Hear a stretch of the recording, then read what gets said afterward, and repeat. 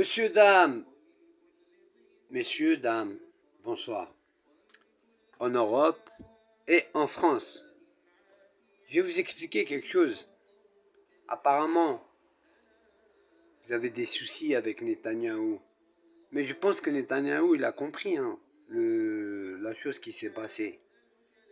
Parce que vous, il y a le Qatar qui a investi chez vous en France, qui achète les équipes de foot de Paris, et ainsi de suite, et ainsi de suite. Parce que vous suivez la politique Sarkozy-Maroc, Rachida Dati, Rima Hassan, etc., etc. Vous en avez beaucoup à votre disposition. Mais je voulais dire bonjour, Monsieur le Président de la République de France, Monsieur Macron, et à sa femme, Brigitte Macron. Bonsoir. Mais je voulais parler aussi d'Attal. Attal, je pense que c'est quelqu'un qui s'est fait manipuler parce que je ne pense pas que ça soit vrai. Des histoires qui s'inquiétaient beaucoup du foulard.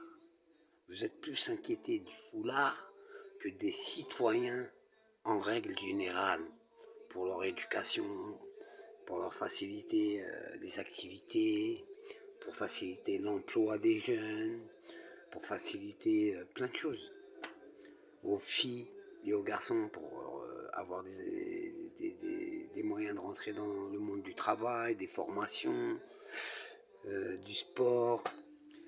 Vous êtes le premier pays à faire tout un problème pour un foulard, pour un bout de tissu.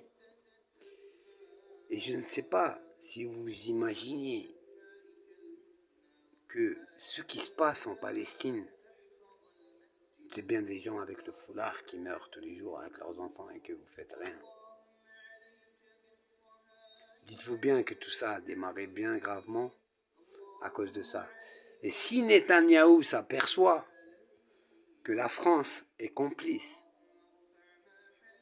et que c'est à cause d'elle l'histoire qui s'est passée avec le foulard, les histoires qui s'est passées en Israël, Palestine, ainsi de suite, je pense que tout le gouvernement et tous ceux qui vont suivre, ils vont tous sauter. Et ça va être des nouveaux que peut-être qu'on ne connaît même pas, qui vont raisonner bien, qui vont raisonner comme des adultes, comme des gens qualifiés avec de l'expérience. Vous critiquez des pays tel, l'autre, la Russie. Vous cherchez que l'argent en fin de compte. C'est pourquoi faire. C'est pourquoi faire l'argent. De quel droit vous permettez de parler d'un bout de tissu et vouloir prendre l'argent de la Russie, de l'Algérie?